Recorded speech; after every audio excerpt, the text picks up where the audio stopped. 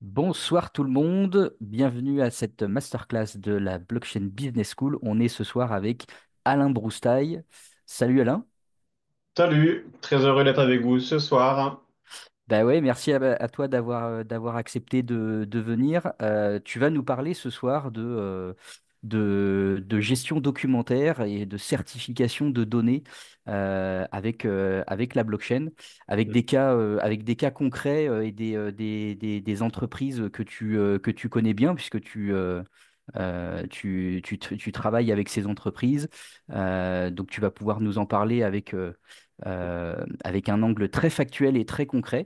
Donc, bah, écoute, je te laisse la parole et dérouler ta présentation. Si jamais il y a des questions, vous avez le menu Q et R, questions et réponses, au bas de votre écran.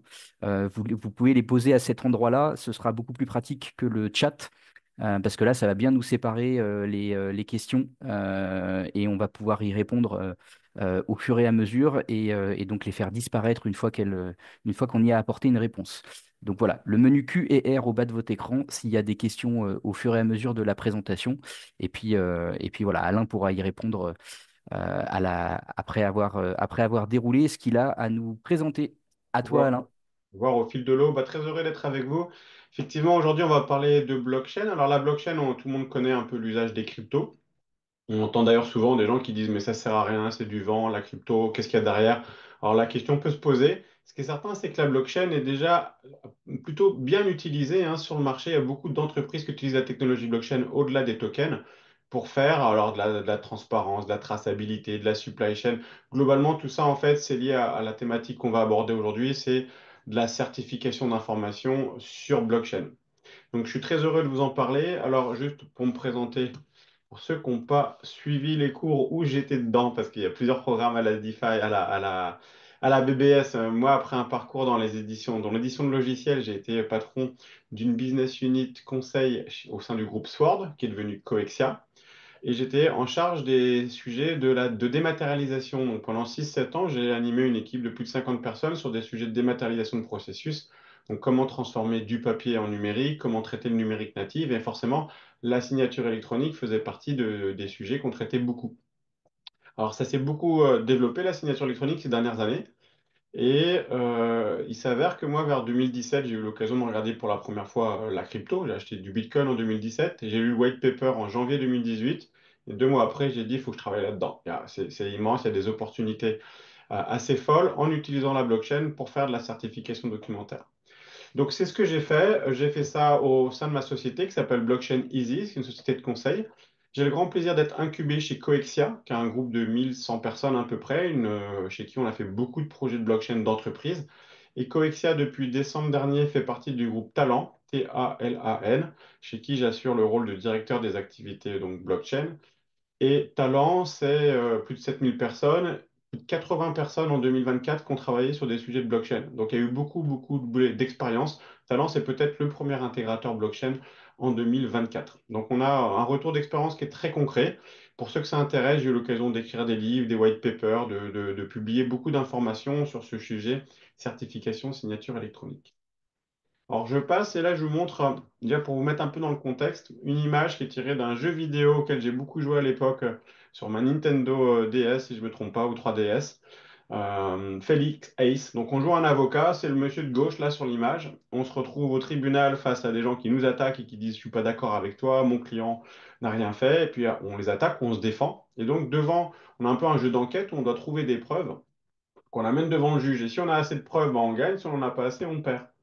Donc globalement, on se retrouve à sortir des informations et puis en face, on nous dit non, c'est pas vrai, ce que vous sortez n'est pas vrai. En fait, c'est le jeu du tribunal, c'est le jeu d'une assurance, c'est prouve-moi ce que tu me racontes, prouve-moi si c'est vrai, pas vrai. On est en fait sur une thématique de, non pas de données, mais de preuves associées à la donnée. Ce que tu me racontes, c'est bien, mais comment je sais si tu mens pas?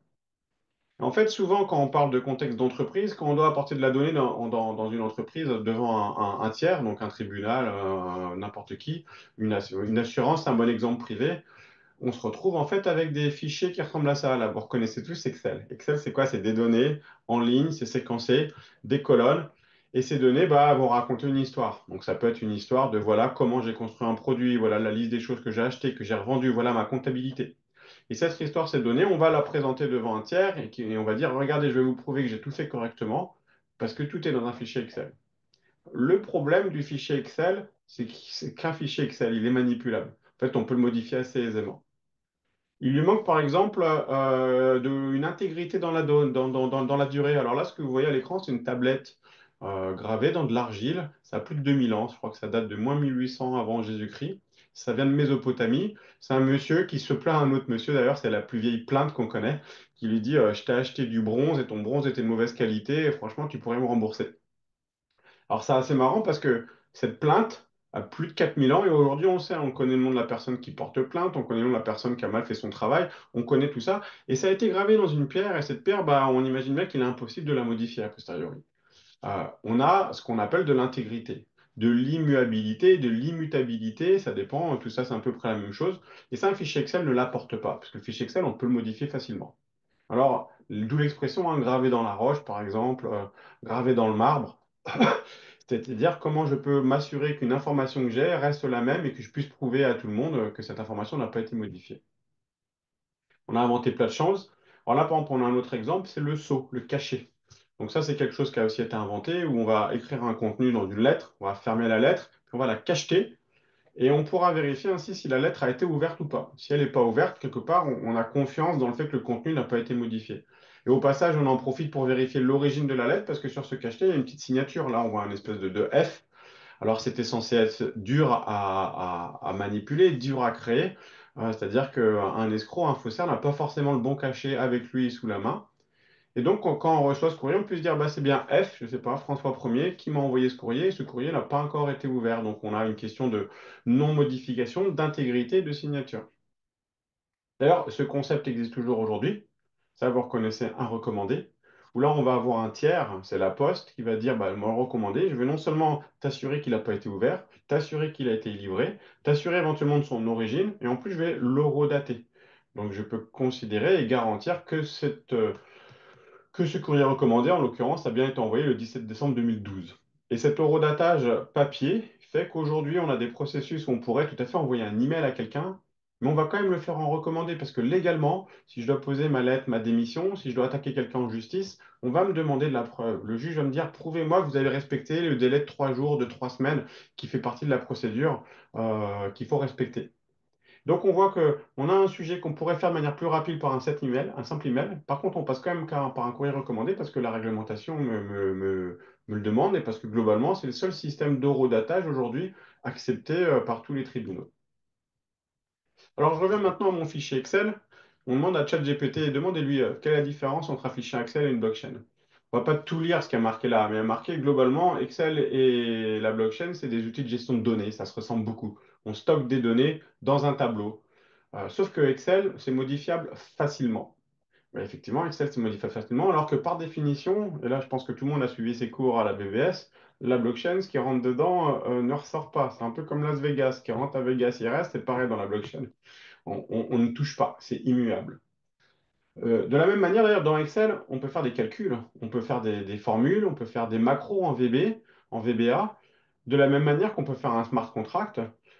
C'est très similaire, on peut faire des calculs compliqués, on peut faire des données qui rentrent, des données qui sortent. La différence étant que dans la blockchain, tout ce qu'on fait est traçable, ne peut pas être modifié, alors qu'un fichier Excel, quand je l'ai dans l'absolu, personne ne peut garantir que l'information que j'ai est la même que celle qu'il y avait il y a une semaine ou il y a un mois. Il y a une possibilité de la modifier. Donc globalement, et c'est ChatGPT qui le dit, Excel nécessite de faire confiance à celui qui gère le fichier, alors que la blockchain repose sur un système distribué et un protocole. Quelque part, on peut voir Ethereum ou n'importe quelle autre blockchain comme un super Excel, un Excel voilà, sous vitamine. C'est les mêmes fonctions. Gérer des données transactionnelles avec ou pas des calculs à l'intérieur.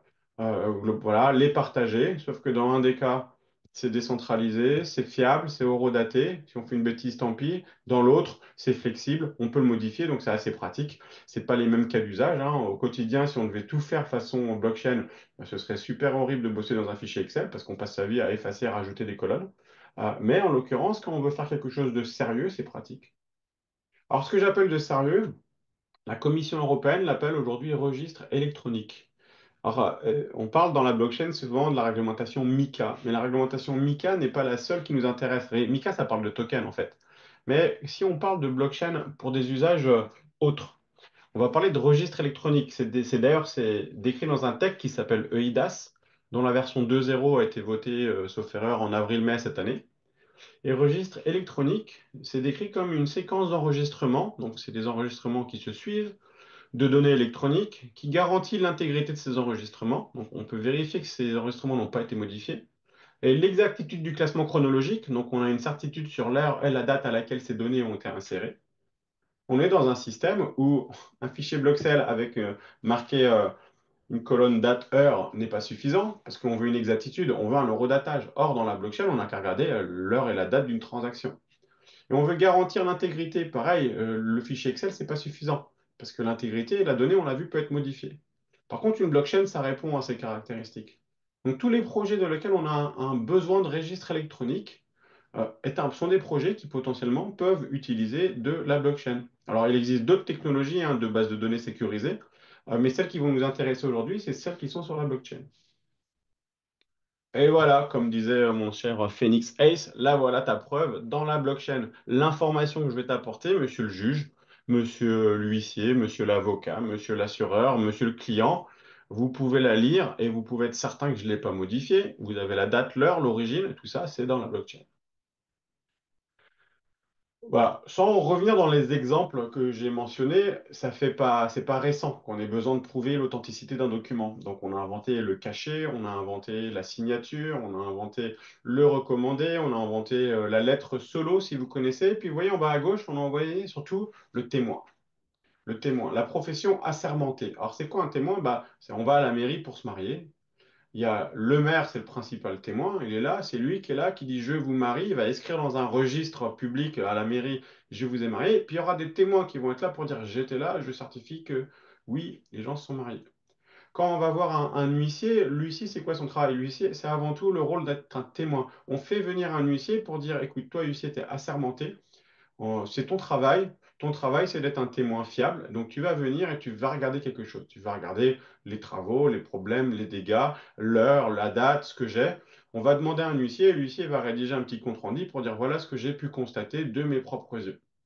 Donc, et des notions de témoin comme ça, il y en a beaucoup d'autres, hein. Avant, il fallait aller à la mairie pour faire des copies fidèles, par exemple. Et donc, il y avait un employé de mairie qui faisait une photocopie, qui donnait un coup de cachet et qui disait c'est moi qui l'ai fait. Ça, par exemple, on a commencé à le dématérialiser différemment. Mais on a encore cette notion de témoin qui est très importante, et je reprends maintenant l'exemple du recommandé. Le témoin, c'est la poste. Aujourd'hui encore, il est marqué dans beaucoup de textes de loi, si vous voulez faire une procédure de ce type-là, il faut le faire en envoyant en recommandé, en respectant un certain délai, et ce recommandé, bah, en France, il n'en existe qu'un seul, hein, globalement, c'est celui de la poste. Bon, il y a des startups qui sont lancées, mais c'est globalement la poste. Donc la grande question autour de la blockchain, c'est est-ce qu'on peut supprimer ces témoins? Est-ce que le fait d'avoir une technologie immuable, fiable et compagnie, ça me permet de remplacer ces témoins? Et la Bah tiens, réponse, Alain, du coup, bon, c'est pas tout à fait en lien, mais je te pose la question maintenant, là, une question de Marc qu'il nous a posée. Euh, la différence juridique entre une data sur blockchain et une data stockée sur sur IPFS, mais référencée sur la blockchain. bah, alors ça, on va rentrer un petit peu dans ce genre de détails, parce qu'une data, ça ne veut pas dire grand-chose en tant que telle, et ça dépend comment on la référence sur blockchain. En fait, sur IPFS, hein, un fichier, sauf erreur, est référencé par son hash. Donc, on a le hash d'un fichier, mais comme tout le monde ne sait pas forcément ce que c'est qu'un hash, on va en parler dans quelques secondes et vous verrez que la réponse sera plutôt optimiste à mes yeux. Mais alors, d'ailleurs, cette question d'est-ce qu'on a besoin d'un témoin ou pas, c'est vraiment une question juridique maintenant. Puisque la question, c'est qu'est-ce qui se passe lorsqu'on ira devant un juge avec ma preuve, lorsque j'irai avec des fichiers IPFS, qu'est-ce qui va se passer? Donc, il faut un retour d'expérience, il faut une analyse juridique. Et c'est là-dedans qu'on va un peu se plonger maintenant. Alors, avant, il faut que je vous parle. Bon, la blockchain, on l'a déjà dit, donc on va parler un peu de technique, mais vous le savez, il y a une signature électronique, clé publique, clé privée, on appelle ça une signature asymétrique. À titre informatif, c'est la même chose que l'usage de certificats qu'on met dans de la signature électronique façon DocuSign, YouSign, HelloSign et compagnie. C'est une base de données immuable, c'est un eurodatage qui est validé par un consensus, par un algorithme et qui est validé par des mineurs. Donc, une blockchain avec un consensus fort et beaucoup de mineurs, il y aura beaucoup de témoins de l'horodatage qui vont dire non, cette transaction, c'était tel bloc, telle heure. Et quelque part, plus on a une certitude qu'on n'a pas réussi à manipuler. Parce que si une petite blockchain avec trois participants, on peut dire, ouais, ils ont peut-être les trois bidouillé leur nœud pour revenir en arrière et faire un horodatage et changer la donnée, l'intégrité. Une blockchain comme Bitcoin, où on va trouver 10 000 personnes qui l'utilisent, bon, on se doute bien que c'est absolument impossible pour qui que ce soit de mettre tout le monde d'accord pour dire on va modifier une donnée passée. Donc c'est un registre électronique qui a un eurodatage qui est intéressant d'un point de vue réglementaire, qui fait de la signature électronique avec des clés asymétriques comme d'autres types de signatures. Donc on n'est pas très loin de choses qui existent déjà. Alors pour l'anecdote, je vais vous montrer un petit truc assez marrant. Là, je suis dans un block Explorer, Blockstream. Je suis dans une transaction. Alors pour ceux qui n'ont pas l'habitude d'aller dans des blocs Explorer, on va la regarder un petit peu. Celle-là, cette transaction, elle date du 12 janvier 2020. Et il y a plein de données techniques qu'on ne va pas étudier aujourd'hui. Mais une de ces données, le champ qu'on appelle Open Return Data, c'est un petit message. Blockchain Easy, ma société, vous souhaite une bonne année 2020. Qu'est-ce qu'on a fait? On a envoyé dans la blockchain Bitcoin un message, on s'est envoyé une transaction de 0,001, voilà, ouais, quelques dizaines de Satoshi, et on a mis en Open Return Data, donc un espèce de champ commentaire, un petit message. On aurait pu marquer, j'ai fait ceci, j'ai fait cela, j'ai eu ce document dans la main. Et quelque part, parce que c'est Bitcoin, j'ai la certitude que cette information n'est pas modifiée. Alors moi, ça me fait sourire parce que vous vous rappelez, en moins 1804, ce Babylonien ou ce Mésopotamien qui se plaignait de quelque chose, les archéologues aujourd'hui savent quoi. Bah, on aura peut-être, c'est même assez probable dans le futur, des crypto-archéologues qui iront dans les bases de données façon Bitcoin regarder ce qui s'est dit. Et dans les bases Bitcoin, il y a des cryptographies. Alors, ça se fait de moins en moins parce que ça coûte cher, mais des petits messages comme ça, il y en a plein, il y en a des très rigolos. Et en fait, l'intérêt, encore une fois, c'est l'assurance que ce message n'a pas été modifié, une heure, une date. Et puis, si vous allez voir, si vous regardez qui a signé, alors elle est où la signature publique? Moi, je ne me rappelle plus trop dans le Bitcoin lequel de ces champs, mais vous allez trouver mon adresse publique de l'époque. Et si je suis capable de vous dire, bah, c'est encore la mienne, en ressignant une autre transaction, je peux aussi vous prouver littéralement que c'est moi qui possédais et qui ai envoyé ce message. Alors, pourquoi je vous ai montré ça? Parce que là, on a un exemple où on dit bonne année. Mais on pourrait mettre d'autres informations. On pourrait mettre ces données que l'avocat ou le juge attend. Et parmi les données les plus pertinentes à mettre, c'est des hash. Imaginons maintenant que j'ai un document ou une phrase complexe. Si je veux toute la mettre dans Bitcoin, ça va me coûter très très cher en gas fee parce que j'aurai beaucoup de data en termes de volume ou n'importe quelle blockchain. Donc ce qu'on fait en général, c'est qu'on ne met pas des documents, on met des hashes. Alors pour ceux qui ne connaissent pas le principe du hash, le hash, c'est l'algorithme de hachage. C'est un type d'algorithme dans lequel on prend de la donnée en entrée. Et cette donnée, ça peut être 1010, voilà, comme ça peut être des documents comme l'intégralité de la milieu sur les mers ou des bases de données qui font plusieurs terras. On les met dans cet algorithme et à la fin, on en sort une chaîne de caractères. En l'occurrence, là, une petite chaîne, ça va être 32 caractères en MD5, si je ne me trompe pas. Une chaîne de caractères qui fait toujours la même taille. Et avec les mêmes données entrantes, on a toujours la même chaîne de caractères. On change un de ces bits, un de ces 1, un de ces 0, c'est pas la même chose. On change un pixel dans une image, on n'a pas le même résultat. Par contre, si on change rien, on a le même caractère. Et ce principe du hash, on l'utilise depuis toujours, depuis 30 ans dans l'informatique, pour vérifier si deux documents sont les mêmes, pour vérifier si quelque chose a été modifié. C'est comme ça c'est du checksum aussi, on appelle ça.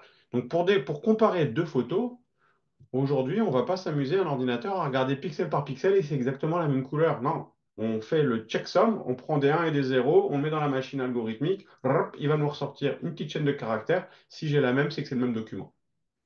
C'est comme ça que fonctionne la signature électronique traditionnelle. C'est que fonctionnent les preuves au tribunal quand on a besoin d'aller dans ces détails pour dire c'était ce document-là. Le mieux, c'est pas de relire tous les caractères un par un, non, c'est de prendre le document en façon PDF, calculer son hash, montrer un autre document façon PDF, on compare. Si on a le même hash, c'est que c'est le même doc. Et l'intérêt, donc, maintenant vous me voyez venir, c'est que dans mon petit message là, au lieu de dire bonne année, bah, j'aurais pu poser le hash d'un document. Ça aurait été une preuve. Alors, en voyant le hash, personne ne sait ce que c'est. Par contre, moi, a posteriori, je peux dire, regardez, j'avais le 12 janvier 2021 ou 2020, j'avais dans mes mains ce hash. Ce hash correspond à ce document. Il est absolument impossible de générer un hash, je ne vous l'ai pas dit, Comme ça, on peut pas on peut pas créer un document qui correspond à un hash.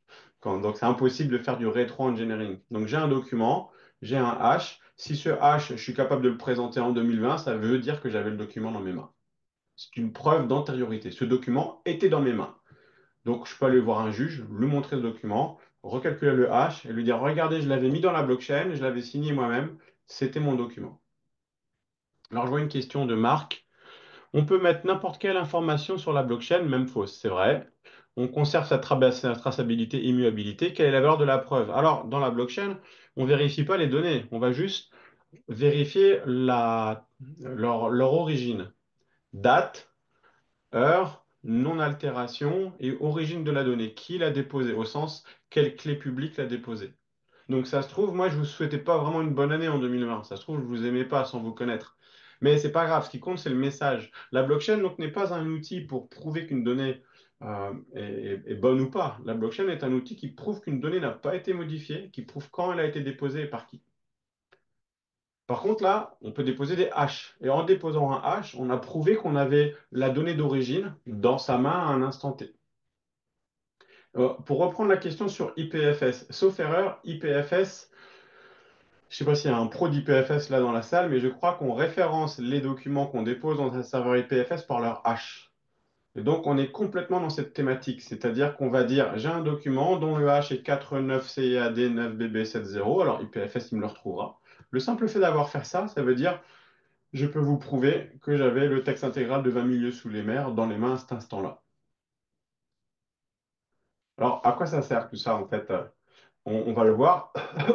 Ça sert en signature électronique. Alors, le terme signature électronique, pour le puriste que je suis, ça correspond à plusieurs choses. Ça correspond notamment à une notion de certification. Donc, je prends un document ou une donnée, je calcule son hash, je le mets dans une blockchain. Et je viens de prouver quelque part que j'avais ce document ou autre dans ma main, ou que c'est à moi. Donc, par exemple, je peux prouver que ce document était à moi. Tout le monde peut vérifier. Si vous avez un doute, venez vérifier. Si vous avez un doute que ce soit un original, parce que vous avez peur que ce soit une copie, venez voir. On va appeler ça de la certification parce que quelque part, il n'y a qu'un seul signataire. Il y a celui qui a généré le document. Donc imaginez une société qui fait des factures par centaines de milliers, qui veut prouver que ces factures sont des vraies et non pas des faux, et pas des arnaques au président, vous savez. Donc qu'est-ce qu'elle va faire? Elle va générer des factures par centaines de milliers, elle va calculer des centaines de milliers de hash, elle va mettre ça dans la blockchain et elle va dire à n'importe qui, bah, quand vous recevez une facture PDF, recalculez le hash, allez voir dans la blockchain, tout seul comme un grand ou via des outils que je vais mettre à votre disposition. Si vous retrouvez le hash et si ce hash est associé à mon adresse publique, vous avez la preuve que ça vient bien de chez moi. Donc la certification, c'est de la signature électronique avec un seul signataire, l'émetteur. À la différence de ce que je vais appeler moi la prise du consentement, où le principe, c'est quelqu'un qui me dit, est-ce que tu es d'accord avec ce document, par exemple? Est-ce que tu es d'accord avec ce contrat? Donc il y a quelqu'un qui a rédigé un contrat et qui me dit, donne-moi ton accord. Alors, ça peut être un document. En général, quand on parle de signature, c'est un document, mais gardons en tête que si, par exemple, je valide un cookie, oui, j'accepte la pop-up, j'accepte les conditions générales de ce site web avant d'aller plus loin, ou j'accepte ces cookies avant d'aller plus loin, quelque part, j'ai à nouveau donné mon consentement. Mais dans un cas, il n'y a qu'un seul signataire, et dans l'autre, il y en a plusieurs. La vraie différence, c'est que dans le second cas, il faut que je vérifie un peu l'identité de la personne. Et quand c'est moi qui signe, j'ai confiance en moi-même, donc je sais que c'est moi qui vais signer. À vous de vérifier si j'étais même la bonne personne. Par contre, quand je demandais à Nathan, Nathan, es-tu d'accord avec les conditions de ce contrat? Il faut que je m'assure que c'est bien Nathan qui a signé et non pas, je sais pas moi, un individu lambda qui aurait trouvé le courrier par terre dans la rue. Donc ça, c'est une autre thématique, celle de la vérification de l'identité.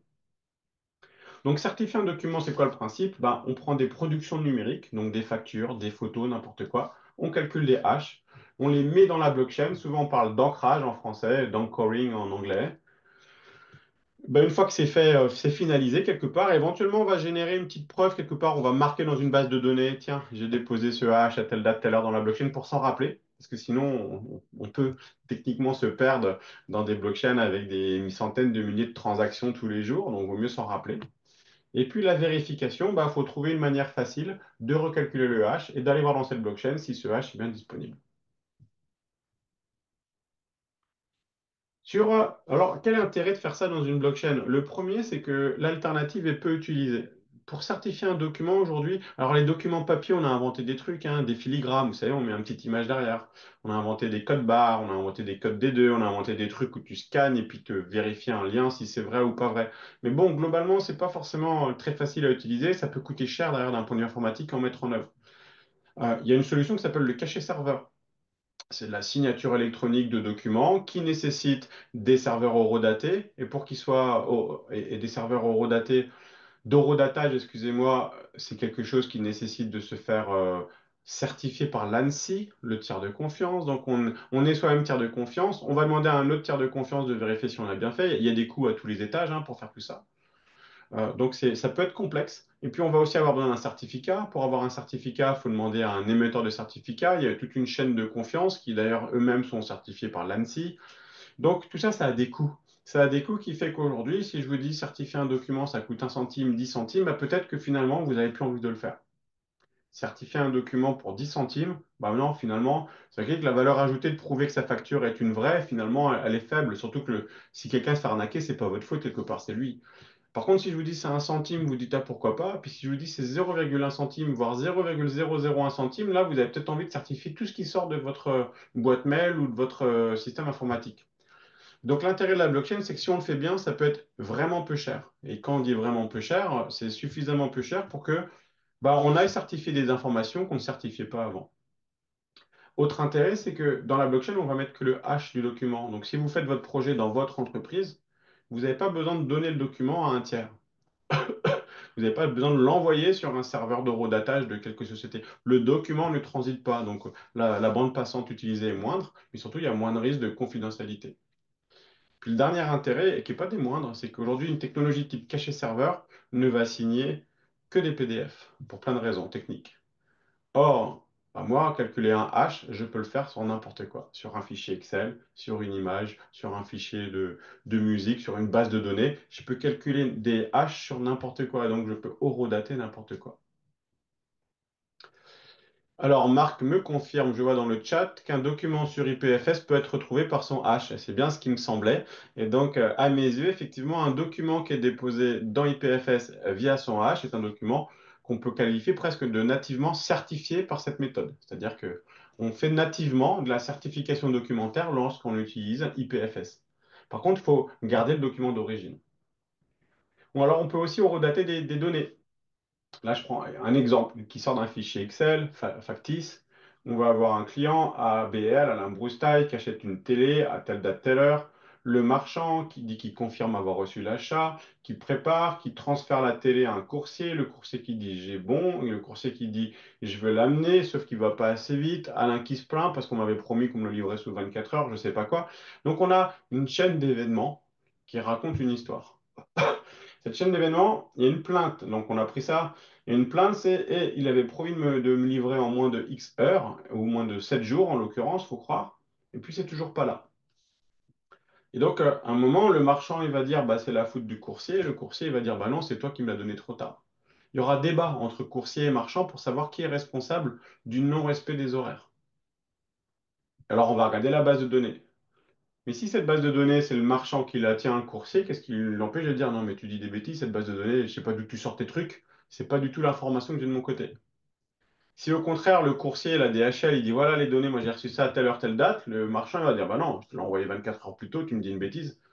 En tout cas, il n'y aura pas d'agrément sur la base de données parce que chacun aura utilisé la sienne. Et puis en plus, chacun aura, en tout cas, il y a un risque potentiel de manipulation. Alors certes, pour des problèmes de ce type-là, de quelques dizaines ou centaines d'euros, on ne va pas s'amuser à manipuler des bases de données, mais imaginez la même chose sur des enjeux beaucoup plus colossaux. Ben, on pourrait se poser la question de la pertinence de ce fichier Excel, de ce registre électronique. Si maintenant, en fait, ces sociétés, chacune de leur côté ou ensemble, avaient un registre où toutes ces données étaient concaténées, c'est-à-dire on va les coller les unes aux autres, et on va calculer un hash de ces données, et on va mettre ce hash dans la blockchain. Ben, on va pouvoir prouver, non pas que l'information qui est saisie est juste ou véritable, mais on va pouvoir prouver qu'on ne l'a pas manipulée a posteriori. Et donc, si le coursier rapide, il dit j'ai bien reçu ton truc le 11 mai 2019 à 1h30, ben là, on aura une preuve. Il ne pourra pas dire non, c'était pas le 11 mai, c'était le 12 mai. Il ne pourra pas changer d'avis quelque part parce que cette information aura été écrite hachée et mise dans la blockchain à une date qui sera fixée de manière ferme. On vient de créer, alors on appelle ça une piste d'audit que moi je vais qualifier de fiable parce que immuable, intègre, horodaté. Ce que la Commission européenne appelle aujourd'hui un registre électronique. Et ce registre électronique va permettre aux marchands, aux coursiers de se débattre entre eux, mais le débat va être beaucoup plus rapide que s'ils avaient juste des bouts de papier ou des coups de téléphone ou des textos. Ça va permettre à un assureur d'être plus en confiance. Ça va être, pourquoi pas, la possibilité pour notre ami l'avocat Phoenix Ace d'aller au tribunal et dire, là, voilà ma donnée, si jamais il voulait s'affronter comme ça devant un tribunal. Alors, un exemple très concret de piste d'audit horodatée vient d'une plateforme qui s'appelle TDG, fait de la signature électronique. Alors, dans cet exemple, vous voyez, il y a Alain Broustaille qui a envoyé un contrat pour signature. Donc, la piste d'audit, qu'est-ce qu'elle raconte? Elle dit, système a généré un fichier, elle a créé une demande de signature, ça a été envoyé, le fichier a été relu, on a rajouté ici dans le champ Paris, Paris, OK avec cet avenant. Donc, on a toute l'histoire de ce qui s'est passé. Et la signature électronique, la réglementation, elle nous dit ce qui est important, c'est que toute l'histoire de qui a ouvert le document, qui l'a regardé, comment on sait que c'est la bonne personne, qu'est-ce qu'il a saisi, quand, comment, tout ça, ça doit être tenu dans un registre électronique. Alors, bah, tout ça, nous, on le tient dans une base de données traditionnelle. Simplement, ces données-là, on va les concaténer. Alors, vous voyez peut-être pas bien à l'écran, c'est-à-dire on va les coller les unes après les autres en mettant des points-virgules. On va calculer un hash, qui est le dernier champ, et ce hash, on va le mettre dans la blockchain. De manière à prouver que cette histoire-là est une histoire qui a été créée au fur et à mesure et non pas a posteriori, qu'elle n'a pas été modifiée, et que cette piste de bits est de bonne qualité, sinon de meilleure qualité que celle des autres solutions de signature électronique. En faisant ça, on respecte la réglementation européenne sur la signature électronique dite simple. Alors, il y a aussi la signature électronique dite avancée, qui est la même chose, mais il faut procéder à une vérification de l'identité. Donc, ça, c'est quelque chose qu'on peut proposer aussi, mais ailleurs. Et puis, il existe un autre niveau de signature électronique que, par exemple, les marchés publics utilisent ou les notaires, qui là va demander une technologie autre que la blockchain. Donc, pour l'instant, la blockchain n'ira pas sur ce qu'on appelle la signature dite qualifiée, qui représente à peine 1% des demandes de signature. Mais pour le quotidien, ben, vous voyez là, on a un exemple de piste d'audit horodatée. Alors là, c'est appliqué à la signature électronique, parce que c'est un exemple que je connais bien, mais on peut l'appliquer à plein d'autres cas d'usage. Si je reviens sur les cas d'usage, donc là, on parlait de signature électronique, prise de consentement. Alors, signature du contrat, est-ce que vous êtes d'accord avec ce contrat? Ça, on connaît tous. Prise de consentement, est-ce que vous êtes d'accord avec ces cookies? Est-ce que vous êtes d'accord avec ces conditions générales? Est-ce que vous êtes d'accord avec ce que vous voyez à l'écran? Est-ce que l'information est véridique? Est-ce qu'on passe à la suite? Vote, sondage. Donc, il y a plein d'applications blockchain qui veulent aller sur le marché. Alors, le vote, comme pour la signature électronique, le vote, le problème, c'est pas de savoir s'il a dit oui ou non. Le problème, c'est de savoir est-ce que c'était vraiment Alain Broustail. Comment on vérifie ça quand la personne est devant son écran? Aujourd'hui, c'est dur. Ce sera plus facile demain quand on aura tous une identité numérique. Un sujet qui, je vous le rappelle, est à l'ordre du jour pour 2027 en Europe. On a la thématique de la certification documentaire. Alors, ça s'applique à la propriété intellectuelle. Je vais vous donner des exemples. À la lutte contre les faux documents, par exemple, les arnaques au président avec des factures.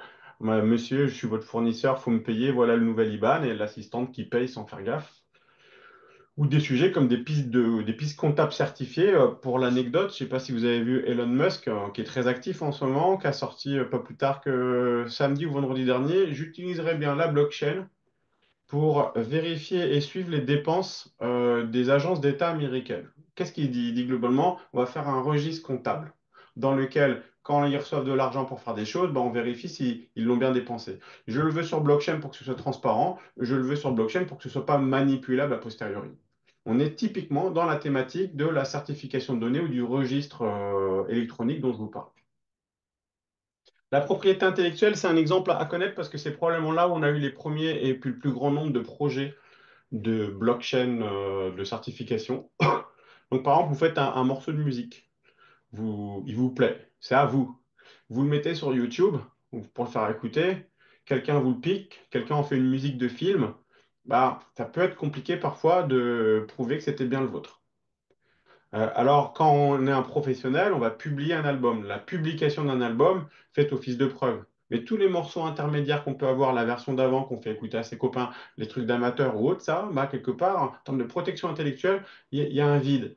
Et c'est un bon exemple, c'est la SACEM. La SACEM, jusqu'il n'y a pas longtemps, ne certifiait que les albums produits, vendus. Et puis la SACEM a sorti il y a 3 ans, je crois, une offre en ligne qui permet à tout le monde d'aller déposer n'importe quel morceau de musique, ça coûte 3 francs 6 sous. Et en fait, ces morceaux sont certifiés horodatés par la SACEM sur une blockchain. Ils vont créer des haches des morceaux et se porter témoin. La SACEM va dire, moi je suis témoin, que j'avais bien reçu ce morceau de la part d'un tel. Donc ils vont vérifier l'identité. Et puis ils vont utiliser la blockchain comme preuve que c'est bien ce morceau de musique et pas un autre. On peut faire ça dans de la donnée de R&D, une base de données, un labo qui travaille sur une molécule, tout d'un coup, hack, toutes les données sont volées, on retrouve un labo chinois ou je sais pas quoi, coréen, qui réutilise la même information. Pour peu que la personne avait cette base de données chez lui et puis elle avait pensé à faire des hash et mettre dans la blockchain, il pourra prouver qu'en fait les travaux, c'est vraiment lui qui les a menés avant. Donc c'est la question d'antériorité. Avant, bah, par exemple, c'est chinois. Et donc en cas de litige ou de contentieux, ce sera une preuve très appréciable au tribunal. Pareil pour le code source, pareil pour la photo. Donc la photo aujourd'hui c'est un vrai sujet, notamment le sujet des deepfakes par exemple. Est-ce que cette photo c'est une vraie? Qui l'a pris? Quand elle est? Est-ce qu'elle a été modifiée? Alors sur cette thématique, la photo, donc bon là je vous donne un petit exemple. Là, on a un fichier, le fichier on a un hash, on l'a mis dans une blockchain. On peut savoir que c'est bien Covexia qui l'a déposé le 12 décembre 2022. Quelqu'un qui arrive et qui me dit non, cette photo, c'est à moi. Joli, vous me reconnaissez là, hein, je suis en cow-boy, j'adore cette image. Quelqu'un qui dit non, c'est moi qui l'ai fait, cette image-là, on dit vas-y, prouve-le-moi. Et si tout ce qu'il arrive à me prouver, c'est des emails ou des comptes Facebook ou je sais pas quoi qui datent de après le 12 décembre 2022, j'ai une antériorité, je peux réclamer des droits d'auteur ou n'importe quoi. Pub, pour ceux que ça intéresse, ce sujet, mardi matin, au Palais Brognard, donc l'ancienne bourse de Paris, on a un séminaire sur la thématique. Donc c'est une conférence avec deux tables rondes organisées par la Ligue pour la sécurité dans le Web 3. Notamment, il y aura Vivendi sur la première table qui va nous expliquer comment eux, en tant que un des plus grands médias de France, Vivendi, hein, ils possèdent Canal+, ils possèdent des dizaines et des dizaines de journaux comme Capital, ils possèdent plein de choses et comment eux, ils ont un problème avec les deepfakes et ils ont investi dans des technologies de certification de données sur blockchain. Et moi, j'aurai le plaisir d'animer une table ronde où on parlera de certification de données en entreprise. C'est fin de la pub, c'est mardi. Si vous voulez vous inscrire, il y a l'adresse là et vous pouvez me contacter. Et donc, la signature électronique, c'est la certification, mais avec une procédure un peu plus loin. Alors, pareil, autopromo, TDigit Coexia, qui est une solution de signature électronique qui ressemble à toutes les autres. Simplement, vous voyez, là, quand je marquais lieu, date, organisation, bah, quelque part, dans la blockchain, il y aura une information. Alors, dans la blockchain, il n'y aura jamais marqué Alain a dit Paris, Alain a dit d'accord. Ça, c'est trop confidentiel. Mais il y aura marqué X474853 qui est le hash de la concaténation des données Alain, point virgule, réponse égale yes, point virgule, date, heure.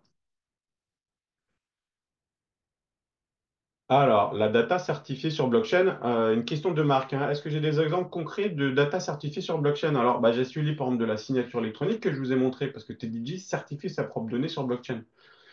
Effectivement, pour ceux qui viendront mardi, on parlera du secteur du textile. Je crois que j'ai des exemples là. Hop, on va en parler. Dans l'industrie, on va avoir des problèmes de pistes d'audit infalsifiables à produire. On va avoir, ou plutôt, parlons des contraintes réglementaires pour prendre cet exemple-là. Aujourd'hui, on demande aux industriels de prouver le Made in France, de prouver le bilan carbone, de prouver qu'il n'y a pas eu de petites mains d'enfants impliqués dans une chaîne logistique, de prouver le kilomètre parcouru, de prouver énormément de choses. Voilà, il y a des tonnes de choses hein, qui sont faites, il y a toutes ces lois. Il y en a une sur la déforestation qui est un peu folle en termes de reporting, parce qu'il faut prouver que tous les sous-traitants n'ont pas coupé trop d'arbres globalement quand ils ont travaillé. Donc, vous ne pouvez plus importer du café aujourd'hui depuis le Brésil sans demander à votre fournisseur, est-ce que ton café vient d'une zone qui était déjà des plants de café ou est-ce que c'est une zone qui a été faite récemment en empiétant peut-être sur l'Amazonie. Donc, on va devoir demander plein d'informations à des sous-traitants et puis être capable de justifier que les informations qu'on va donner, donc ce qu'on marque sur la boîte de céréales, du blé bio français, aujourd'hui on fait confiance à blé bio français, de plus en plus, le marché va dans une direction, il faut prouver. Et autant le grand consommateur, il s'en fout un petit peu à la limite, autant dans un monde B2B, bah, un grand groupe comme LVMH va dire, tu veux me vendre du textile à moi pour que je fasse des sacs à main chez Louis Vuitton, mais moi je veux du haut de gamme, je veux du français, je veux pas d'enfants, je veux pas de ceci, cela. Prouve-moi, toi, fournisseur de textile, que tu réponds à ces normes. Tu me dis que tu as utilisé, je sais pas, moins de 3 kilos de CO2 pour produire ce batch de textile, prouve-le-moi. Et donc, moi, je vais devoir prouver que mon propre sous-traitant a bien dit, bien fait ce qu'il m'a dit, et inversement. Donc, on va avoir des chaînes de données qui se suivent. On va devoir prouver qui a saisi l'information, quand et comment. On ne peut pas prouver que le bilan carbone, c'est bien tant. On va pouvoir prouver quelle information on a utilisée pour arriver à cette conclusion, qui l'a fournie, quand, comment. Et donc, pour tout ce qui est audit, pour tout ce qui est vérification, pour tout ce qui est lutte contre la fraude, la contrefaçon, c'est un outil qui est assez puissant. Alors, on peut le faire sans blockchain. On se retrouve avec une grosse base de données comme un gros fichier Excel. Mais tant qu'à faire ça, c'est mon avis, autant on va rajouter petite série sur le gâteau, ce petit système où on va calculer des haches, le mettre dans une blockchain parce qu'on ne sera pas juste sur du déclaratif, on sera sur du déclaratif certifié. Et donc dans l'industrie, il y a plein de projets qui se font, notamment, alors moi j'ai le grand plaisir de travailler dans le secteur du textile. Donc là, un exemple, voilà, avec la société Textilia, qui est une émanation du syndicat français du textile, où pour raconter l'histoire d'une jupe, ben, on va raconter l'histoire de différents éléments. Et pour chacun de ces éléments-là, on pourra prouver que l'information vient de telle date, telle heure, n'a pas été modifiée a posteriori, la veille de l'arrivée d'un auditeur ou la veille de l'arrivée d'un douanier, hein, qui vont faire aussi des visites. On va avoir une information qui sera fiable. Ça, c'est des projets qu'on fait aussi en ce moment pas mal dans l'énergie, où on va devoir prouver qu'un hydrocarbure est vert, par exemple, ou qu'une électricité est verte. Alors, la thématique du registre électronique, on va le retrouver dans la finance, parce qu'il y a tout ce qui est registre d'instruments financiers. Alors, pour ceux qui sont de la BBS et Pirates Lab, je ne sais pas si on vous a déjà présenté EquiSafe, mais c'était son métier d'origine. Tenir le registre de titres, mais d'une manière si sécurisée que bah, l'AMF, hein, l'autorité des marchés financiers, dise j'ai confiance dans ce que tu fais. Les assiettes tokenisées, bah, pareil, au sein du groupe Pirates Lab, on va retrouver Intercellar, une société que j'aime beaucoup, qui dit moi j'ai des tokens qui sont associés à des bouteilles de vin. Et quelque part, c'est marqué, cette association, elle n'est pas intuitive. Elle n'est pas intuitive, elle est écrite dans un registre. Et donc, bah, la blockchain est un bon registre pour faire ce type d'association. Les trois petits points, les projets de monnaie numérique de banque centrale, on va en avoir de plus en plus, en fait, des registres comptables de MNBC, ou la blockchain, pas forcément une blockchain publique, hein, mais cette technologie d'intégrité, d'horodatage, de signature électronique native vont se révéler pertinentes. Stockage décentralité, identité numérique, on ne va pas aller dans ce débat aujourd'hui, même si je remercie Marc pour ses questions sur IPFS tout à l'heure. Alors Marc, question, je parle de data IA, de la data IA certifiée sur blockchain. Alors en fait, IA et blockchain, ça se marie très mal, hein, donc il y a très peu de projets avec data et blockchain. Ceci dit, on a un sujet dans l'IA qui consiste à être capable de prouver l'origine, comment on a alimenté un moteur de machine learning par exemple. D'où viennent ces données. Et donc, il y a plusieurs technologies qui peuvent être utilisées. Il y en a qui s'appellent le federated learning, il y en a qui s'appellent voilà, je sais pas, le FHE, des données homomorphiques, mais à un moment, il faut quand même un référentiel, un registre. Et donc là, il y a des projets, effectivement, qui vont utiliser la blockchain comme un outil pour dire, mon IA a été alimenté par tel ou tel ou tel ou tel ou tel ou tel actif. D'ailleurs, si vous venez mardi matin, c'est une des thématiques que l'on pousse sur les sujets IP, l'usage d'un registre partagé dans lequel les IA vont déclarer ce qu'ils font avec les actifs numériques qu'ils trouvent sur Internet. Alors Camille qui demande si on te hack et qu'on publie le hash avant que ton document soit produit sorti et que tu publies le hash toi-même.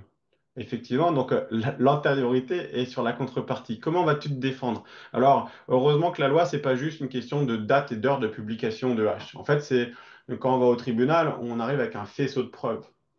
Donc, si moi je suis musicien, si j'ai un morceau de musique que j'ai fait écouter à des gens qui peuvent être témoins, si ce morceau de musique, c'est mon style, tout le monde me reconnaît dedans, voilà, si on entend même ma voix dessus, et puis que quelqu'un va juste le pousser sur YouTube en disant c'est à lui, je dirais non, mais écoute, moi je suis un homme, j'ai une voix d'homme, toi tu es une femme, c'est une voix d'homme, tu vas pas me dire que c'est toi, je vais au tribunal, le juge il va pas regarder que cette histoire de hache. Euh, Par contre, sur des sujets qui peuvent être plus complexes, par exemple deux labos en pharmaceutique qui se battent l'un l'autre sur la même thématique pour être le premier à sortir une nouvelle molécule, qui sont hyper secrets, donc ils parlent à personne de leur truc, mais ils savent, il y en a un des deux qui sort son document voilà, 24 heures avant le second, ah bah là, on peut avoir débat. On peut avoir débat, d'où l'intérêt de ne pas perdre son H, son document avant, d'où l'intérêt de faire de la signature et de la certification anecdote ou plutôt conseil. Dans ce cas-là, n'attendez pas d'avoir un produit fini pour calculer un H.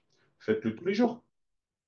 Comme ça, vous racontez une histoire tous les jours. Et donc, devant le juge, vous dites, bon, bah, peut-être que je me suis fait hacker le 24 dernières 24 heures, mais regardez, j'ai tout l'historique d'avant. Et le juge, il va dire, ah bah oui, je te crois maintenant.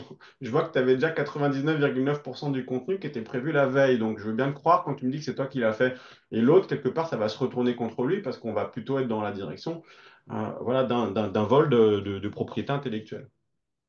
Donc, attention, le hash, la blockchain, c'est pas une solution à tout. C'est juste un élément de preuve en plus, un élément qui va quand même être plus efficace qu'un fichier Excel ou d'autres choses pour prouver ce que j'ai envie de prouver.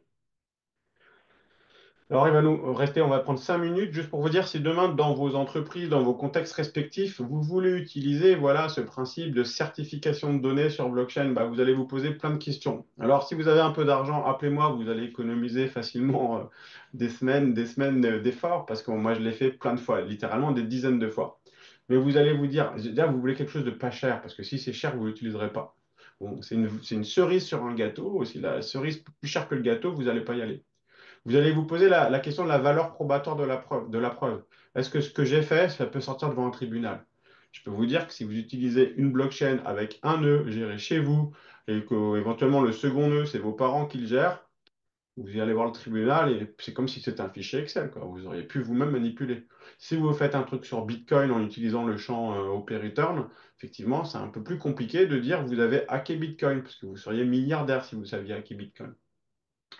Il y a des questions sur la durée de conservation de la preuve. Si vous êtes sur un marché où il faut des preuves qui durent 20 ans, la blockchain, bon, bah, on se pose des questions. Parce que est-ce que votre blockchain sera encore là dans 20 ans? Est-ce que vous saurez toujours la lire? On ne sait pas. C'est pour ça d'ailleurs que je recommande de ne pas aller sur des petites blockchains un peu innovantes, de ne pas faire la dernière blockchain à la mode avec un market cap de 200 millions d'euros. Si vous voulez faire de la preuve sérieuse, on va rester dans le top 10, top 20, top 50, mais en tout cas, un truc qui est sérieux, qui est costaud. Alors moi, par exemple, j'utilise beaucoup de Tezos, qui a été top 10, qui est plutôt top 30, 40 aujourd'hui. Mais Tezos, c'est 1 milliard de market cap, c'est 400 nœuds, dont la moitié chez des entreprises. Voilà, c'est une blockchain qui n'a pas de problème d'image, moi qui me va bien. Donc, il faut être capable d'aller devant le tribunal. Donc, aussi, il faut que les preuves qu'on sorte, elles soient pas trop techniques, parce que si on se retrouve juste à balancer des hash ou des requêtes SQL ou je ne sais pas quelle requête qu'on va sortir d'une base de données, le juge, il va rien comprendre. Donc, on essaie de faire des choses jolies autour, quelque part, qui sont lisibles.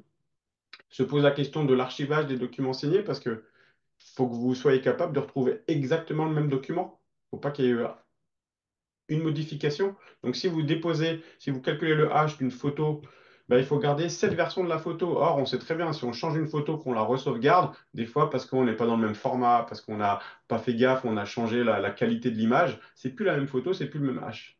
Donc, il faut être capable d'archiver ces documents aussi dans la durée, sur la même durée que celle de la preuve qu'on souhaite avoir.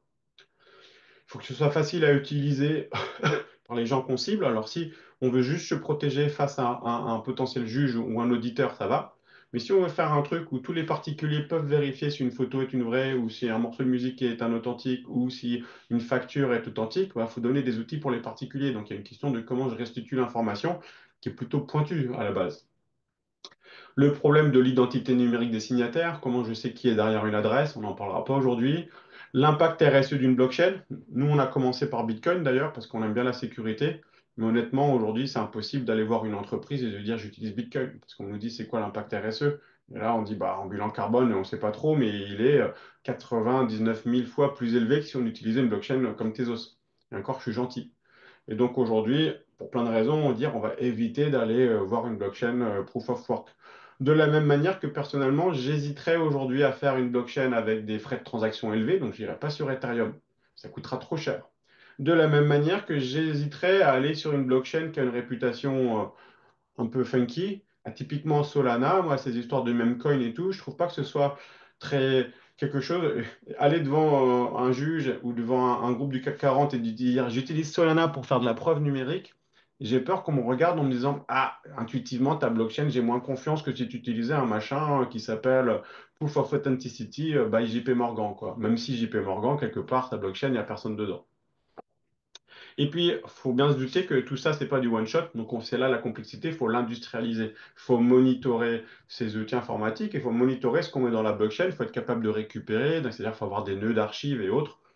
Voilà, donc à la fin, il faut se poser les bonnes questions, la bonne blockchain, la bonne industrialisation informatique, et puis l'ergonomie d'usage au quotidien.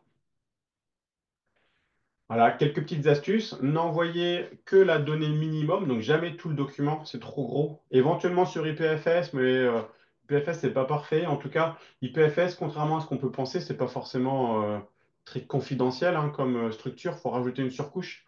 Donc moi, perso, ma stratégie, si je n'envoie que des hash. Les documents, les données, elles sont stockées ailleurs, j'envoie que du hash. Voilà, donc d'une part, c'est plus confidentiel, et en plus, le hash est plus petit, et donc ça coûte moins cher en termes de gas fee. Pour éviter d'ailleurs que ça coûte trop cher, on évite de nos jours nous-mêmes les smart contracts. On envoie la data mais dans une transaction, mais on ne fait pas stocker au sein d'un smart contract. Pourquoi? Parce que sinon, on devrait stocker deux fois la donnée. Bon, ça, ceux je pense que vous avez des cours sur le sujet. On va réduire au minimum le coût du stockage en n'en ayant pas ou presque pas. On prend aussi des blockchains qui coûtent pas cher. Donc Tezos, c'est pas cher. Il y a plein de layers 2 qui sont pas chers aujourd'hui autour de certaines blockchains. Voilà. Et puis, il y a aussi la possibilité, petite astuce, de faire des arbres de Merkel. Alors, c'est quoi le truc? Si j'ai quatre documents, ça fait 4 hash. Je peux balancer 4 hash dans une blockchain. Mais je peux aussi prendre le hash du premier, le hash du second, les coller, concaténer, recalculer un hash. Faire pareil avec le 3 et le 4, prendre le résultat des deux. Oups, oups, oups, oups. Bref, l'arbre de Merkel, renseignez-vous. De toute manière, vous avez dû l'apprendre en suivant des formations, parce que dans Bitcoin, on utilise des arbres de Merkel. À la fin, au lieu d'avoir 4 hash, j'en ai qu'un seul dans la blockchain. Alors, c'est un peu plus dur à expliquer parce que si je calcule le hash de ma facture 3, je ne le verrai pas dans la blockchain. Il faut que j'ai tout l'arbre de Merkel. Par contre, ça me permet potentiellement de dire, moi, en fin de journée, si j'ai 100 000 factures, je vais faire un arbre de Merkel et j'aurai qu'un seul hash à mettre dans la blockchain. Donc, au lieu que ça me coûte 100 000 fois, je ne sais pas combien, ça va me coûter qu'une fois des frais de transaction. Donc, c'est un arbitrage entre qualité de la preuve et coût d'opération. Donc, tout ça, c'est des choses à travers lesquelles moi, je suis passé plus d'une fois. Et puis, bon, on connaît l'arbitrage. Aujourd'hui, la technologie fait que c'est de moins en moins intéressant de passer sur les arbres de Merkel, à moins de commencer à compter en millions ou dizaines de millions les besoins de certification qu'on peut avoir tous les mois. Pour finir, je voulais vous montrer SteadyG dont je vous parlais, à quoi ressemble un peu l'infra au niveau d'un point de vue technique, hein. On va avoir des connecteurs, des API qui vont nous envoyer des hashes. Donc les hashes sont calculés là. Sauf pour certains utilisateurs qui peuvent éventuellement, à travers l'interface web, faire un drag and drop, où là, on va calculer le hash via l'IHM côté client. Tout ça, ça va passer dans notre moteur de gestion. On calcule les hashes, on va les envoyer dans la blockchain Tezos. Et alors là, il y a toute une cinématique et une architecture à mettre en œuvre hein, pour être capable de faire ça de manière industrielle. Donc, on a plusieurs nœuds Tezos parce qu'il faut que ça tourne bien, il faut qu'on puisse vérifier. On a des nœuds archives, on a des jeux de backup et autres. Et on a aussi notre base de données pour stocker l'histoire de tout ce qu'on fait parce que nous-mêmes, derrière, on va s'auto-certifier pour prouver qu'on a fait les choses correctement. Quand on est dans de la signature électronique, on est obligé de faire un stockage des fichiers temporaires un minimum parce que le fichier, on va le prendre, on va le renvoyer, on va le retenir, on va rajouter des éléments dessus, on va écrire par exemple assigner. Donc voilà, il y a tout un tas de composants à côté qui ont été faits. Mais voilà, juste pour vous parler un petit peu. Alors, il faut voir que typiquement, TDG sur la certification, on a presque personne qui l'utilise via l'interface graphique, c'est plutôt à travers des connecteurs. Les gens vont créer leur site web, leur application métier, et puis par API, ils vont nous dire, tiens, j'ai 100, 1000, 10 000 hash à mettre dans la blockchain. Et nous, on va être la machine à faire ça. On balance dans la blockchain, on lit la blockchain, on vérifie que tout s'est fait correctement. On va générer un petit fichier qui dit, voilà, tout s'est fait correctement. On va le renvoyer à nos clients qui vont avoir, eux, la capacité, comme ils ont toutes les informations, tant bien même toute notre structure tomberait, si on disparaissait demain, nos clients, eux, ils ont toujours le fichier d'origine et le hash, et puis ils ont un pointeur qui leur dit où dans la blockchain vous trouverez ce hash, et ils seront en capacité d'aller se défendre eux-mêmes auprès de qui ils veulent, sans nous.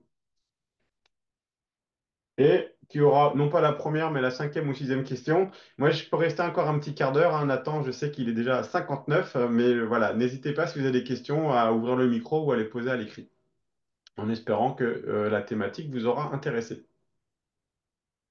Yes, merci beaucoup Alain. Ouais, c'était vachement bien. Euh, Effectivement, j'invite les personnes qui sont là à poser des questions si vous voulez si vous voulez en profiter, allez-y, c'est une belle occasion. On va leur laisser, on va leur laisser quelques minutes, on va leur laisser quelques minutes pour réagir. Si quelqu'un veut poser une question, Faut pas se forcer. voilà, si Non, personne, si justement. personne ne veut, Donc, moi, j'ai tendance à dire il y a trois types de projets blockchain. Il y a tous les projets avec des tokens. Alors, c'est là où il y a 95% de l'argent, hein. C'est là où il y a le plus gros appétit. Par contre, c'est pas forcément là, loin de là d'ailleurs. Mais ceci dit, en termes d'entreprise, si on quitte le monde des startups Web3 ou le monde des exchanges des cryptos, voilà, les boîtes du CAC 40 font pas beaucoup de trucs avec des tokens, quoi, très honnêtement. Par contre, il y a les projets aussi de blockchain du type partage de données. Donc, on veut partager des données grâce à la décentralisation. Très honnêtement, c'est des projets qui ont du mal à prendre parce que c'est très compliqué en termes de gouvernance, mettre tout le monde d'accord sur comment on partage les données. Mais les données de certification, de traçabilité, être capable de dire j'utilise la blockchain pour prouver que j'ai fait ceci, cela. Donc la transparence, la traçabilité, pour prouver que mon document est un original, pour prouver que ma data n'a pas été altérée, ça, rien qu'en France, ce sont littéralement des centaines, des milliers d'entreprises qui l'utilisent déjà. Alors parfois c'est très caché, on ne s'en rend pas compte. Parfois c'est juste sur un sujet de niche, mais ça tourne depuis longtemps. Rien qu'en France, sur la certification documentaire, dans la propriété intellectuelle, on va trouver, je sais pas, 8 ou 9 startups. Mais comme il y a pas de... qui tournent, hein, la plupart tournent, mais comme il n'y a pas de token, bah, elles font pas du Twitter à tout va, elles n'ont pas besoin de faire du buzz sur la communauté. Certaines sont déjà rentables, elles n'ont pas forcément besoin de se faire incuber, donc on ne les voit pas passer. Mais je peux vous garantir que ces projets-là génèrent plus d'emplois aujourd'hui que des projets, en tout cas en entreprise, pas en start-up, hein, que des thématiques token. Alors, une petite question. Intérêt de faire un NFT basé sur le hash pour la transmission de la data. Alors, je suis pas sûr de comprendre exactement la donnée, mais ce qui se passe, c'est qu'un NFT du type NFT associé à une image, bah, le lien vers l'image se fait à travers un hash. Donc, quelque part, le NFT, c'est une preuve qu'on avait un document, une image, qui est souvent posée d'ailleurs elle-même sur IPFS. Donc, la génération du NFT pourrait être considérée nativement comme la génération d'une preuve sur la propriété intellectuelle de l'image. Donc, je génère une collection d'images sous forme de NFT, si je suis le premier à publier le truc, en tout cas, le simple fait d'avoir un NFT et un hash, quelque part, c'est une preuve de propriété intellectuelle sur ces images-là, pour l'émetteur, pas forcément pour celui qui va le racheter. Alors, je ne sais pas si je réponds à la question, donc il ne faut pas hésiter à compléter. Autre question d'Esteban. Est-ce qu'un juge considère un hash comme une preuve d'authenticité? Alors le juge, partons du principe que le juge, il considère rien parce que le juge, il est bête, il a 70 ans, c'est pas un informaticien. Donc le juge, on va venir vers lui en disant, moi je considère que mon document, ma preuve, c'est un hash. Alors, par chance, il y a beaucoup de juges, surtout spécialisés, qui ont l'habitude et qui le savent. Sinon, qu'est-ce qu'ils peuvent faire? Ils peuvent faire appel à un expert judiciaire. N'importe quel expert judiciaire aujourd'hui d'informatique va dire effectivement un hash, en tout cas un hash dans certains algorithmes, hein, parce qu'il y a des listes de hash qui sont bien, puis il y a les vieux, les protocoles d'il y a 20 ans qui commencent à être moins bien. Et donc on va dire effectivement l'usage d'un hash permet alors ou de respecter une réglementation ou de prouver qu'un tel document était bien dans les mains. Ensuite, la question c'est est-ce que derrière, présenter ce hash, présenter le document, ça va me permettre de générer cette preuve d'authenticité? Alors c'est là que ça va être un peu plus compliqué parce que ça dépend du contexte métier dans lequel on est. On peut être dans une lutte à la propriété intellectuelle. Je veux prouver que cette photo était bien la mienne. C'est pas le même contexte juridique que sur la signature électronique, parce que c'est pas forcément la même réglementation qu'on va avoir sur la propriété intellectuelle que sur de la signature électronique. C'est pas la même chose que si la data que je prouvais, c'est de la data comptable, parce qu'on est encore dans un autre périmètre. Donc, on va se retrouver dans des contextes où, en fait, le juge, ce qu'il va lui vouloir, c'est de dire est-ce que la donnée que j'ai devant les mains, elle est fiable? Est-ce que je peux y croire? Donc, c'est ce que l'argument de la défense ou de l'attaque va dire oui, parce que j'ai utilisé une blockchain. Si en face, il y a de bonnes chances qu'ils ne vont pas contredire cet argument-là, parce qu'ils vont être certains que c'est bon, ils pourraient s'amuser à le contredire. Et on pourrait s'imaginer faire venir des experts judiciaires. Faire venir un expert judiciaire, ça coûte cher. Donc, si le sujet, il n'a pas beaucoup d'enjeux, Si on parle que de quelques milliers, voire dizaines de milliers d'euros, on n'ira peut-être pas juste là. Il faut croiser les doigts pour que le juge prenne une décision qui soit rationnelle. Mais on a plein d'exemples, pas sur la blockchain, mais dans d'autres thématiques, où les juges, des fois, vont un peu vite parce que l'enjeu ne justifie pas de faire appel à des experts. Sur des sujets complexes de grosse taille, ils font venir un expert. Moi, personnellement, je n'ai aucun doute qu'ils arriveront à cette conclusion. Mais le problème qu'on a, c'est qu'on n'a pas une réglementation qui dit explicitement un hash dans une blockchain publique de bonne qualité, c'est une preuve acceptable. On a une réglementation EIDAS qui dit un registre électronique, c'est un référentiel séquencé, ordonné, immuable et intègre. Et donc après, à nous de prouver que la blockchain qu'on utilise est intègre, qu'elle est immuable, à nous de prouver que la transaction a bien été mise à une date ou une heure. Donc on est dans un contexte où il y a beaucoup de, d'interprétations juridiques dans lequel il n'y a pas forcément beaucoup aujourd'hui de jurisprudence. On a des textes de loi quand même qui s'affinent, mais ceci dit, il y a un consensus sur la thématique certification documentaire et H qui est plutôt fort, avec sans blockchain, parce que c'est utilisé dans la signature électronique, parce que c'est utilisé dans tout un tas de normes techniques sans rentrer dans le débat, parce que ça fait plus de 10 ans que ça s'utilise, même si je ne suis pas certain, même assez certain qu'il y a très peu de contentieux qui sont allés au tribunal avec ce débat-là. Quand on va au tribunal sur des problèmes de propriété intellectuelle, on se bat rarement sur comment est-ce que tu as fait ta preuve d'authenticité. C'est rarement comme ça que le débat a lieu. Le débat, c'est souvent, je t'ai vu, tu avais pris un truc qui n'est pas à toi, et l'autre en face qui dit, si, si, je l'ai fait de mon côté. Mais le débat est très rarement technique. Mais le fait d'être préparé à rentrer, s'il n'est pas technique, c'est parce que les acteurs sont préparés des deux côtés. Donc le fait de se protéger un peu en amont en disant, il faut le dire, hein, si on fait un eurodatage blockchain, il faut le dire. Moi, je la propriété intellectuelle, ça permet de dire à la partie en face, n'essayez même pas de m'attaquer, n'essayez même pas de me prendre mes trucs parce que je suis prêt. Je suis prêt au combat. Voilà, on pourrait rentrer dans le détail, mais on est dans une analyse un peu juridique. Alors, il y a quelques papiers intéressants sur Internet que vous pourrez trouver qui vont dans le détail. J'en ai moi-même un qui sort, je crois, le mois prochain dans les cahiers de l'ingénieur, si ça vous intéresse. Super. Eh ben, écoute, merci beaucoup Alain pour avoir été présent ce soir, pour ta présentation. Voilà, on va souhaiter une bonne soirée à tout le monde. Vous retrouvez Alain dans les contenus de la formation BBS.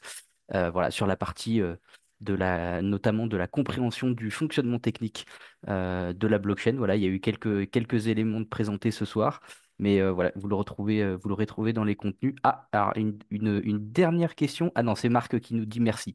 Merci. Merci à toi, Marc, également. Et pour ceux qui regardent ça, non pas en temps réel, mais voilà, en podcast ou je sais pas, en vidéo, après, n'hésitez pas à aller sur mon LinkedIn, Alain Broustaille, venir me faire coucou et poser vos questions.